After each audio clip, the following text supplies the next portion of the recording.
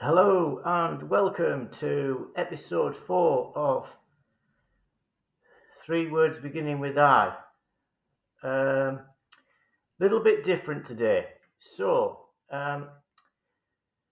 Sometimes since I've had ME, I've talked to friends that I haven't seen for many years and explained to them about my illness and its effect on me. The fact there's no treatments and I just have to pace myself.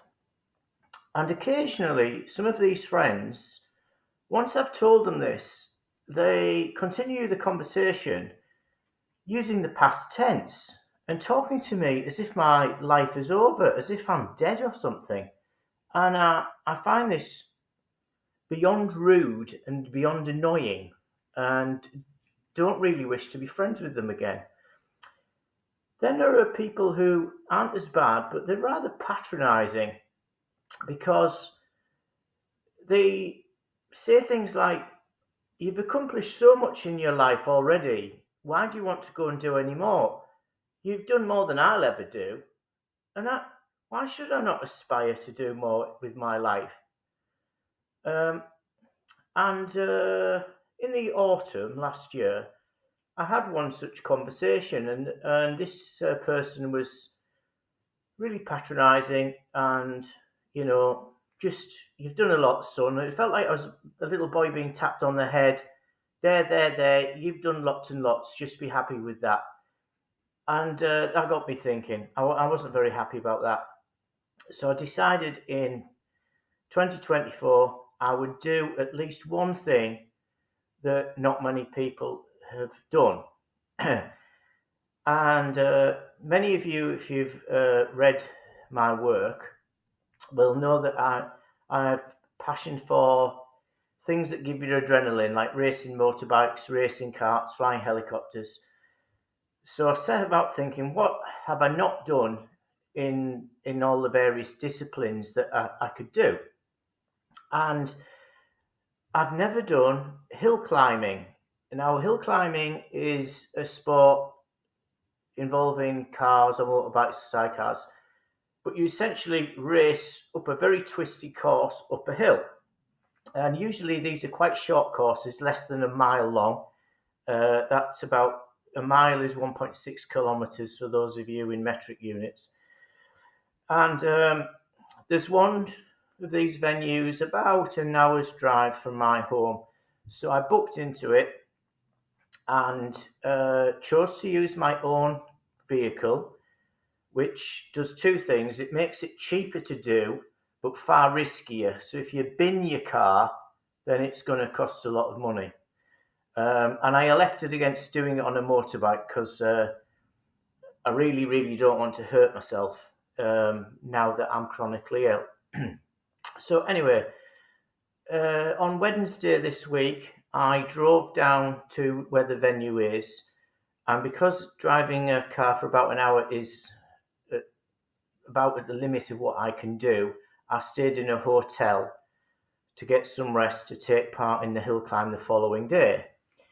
And that following day, I took part in the hill climb, and I probably did about 10 runs up the hill. And you have to wear a helmet. I shouldn't have done that, like this.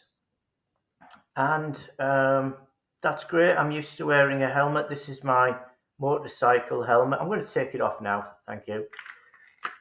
Oh, oh, oh. Yeah. So I did my racing, enjoyed it very much. I was a bit frustrated at the vehicle because it's a road car, not a race car, so it's not entirely suited to going fast. But I, even before the event, when I was trying to learn the track from watching videos, I was finding it very hard to remember the course and the nuances of it because of my cognitive problems with ME. And in the past, I could learn a course really fast, but that proved to be a problem. And even on the day, I was having trouble remembering it. After lunch break, when I was going up the course, things were getting pretty bad. I was making mistakes because I wasn't concentrating. And at one point, I was approaching a blind brow, so the road beyond it I couldn't see for the rise in the road. And I'm approaching at speed, so there's an element of danger there. And my thought process was this: I recognise the brow, and I know there's a corner beyond it, but I don't know the name of the corner. Oops, I can't even remember whether the corner goes left or right. So my next thing was to look for, the painted curbs on the edges of racetracks or tyre marks. There were neither of those things there because it was still a straight. So they didn't give me an indication of whether it went left or right. And then I noticed there was a marshal's post on what I knew would be the outside of the corner, and it was to the right. So that told me it was a left-hand corner, because you don't put marshal's posts where they're likely to get hit when a car's crashed, but you'd put them close to where a car might crash, if that makes sense. So I moved to the right of the track, over the brow, and it was a left-hand corner. So it saved me from crashing. It saved me from slowing down too much, but wasn't what you really need, to my mind, to drive at a competitive and decent level. Anyway, so that was how brain fog impeded my day. Now, I don't know whether you've noticed, but I'm a little bit stiff, particularly in the neck area. So the following day, even a few hours into the day before, I really started to hurt a lot. And I don't just mean all over my body, but I feel like I have whiplash.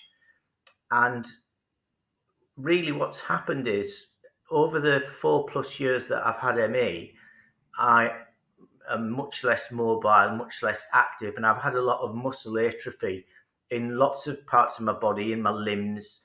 My bum isn't as big as it used to be, and I find sitting down can be uncomfortable.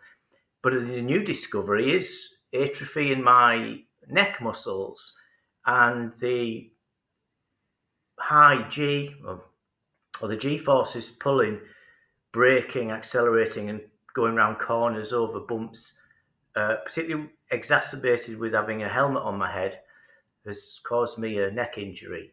So, to summarize, what does this mean?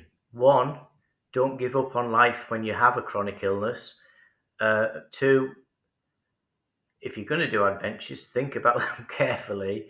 And three, for me, I think I'll give hill climbing a miss next. But I'm still going to carry on with this. What can ME people do? So don't stay tuned, because it'll be a while before the next one. But I promise I shall do another adventure. Thank you for watching. I apologise it's been a while. I have had some fatigue issues, but I'm about back in the game. Thank you.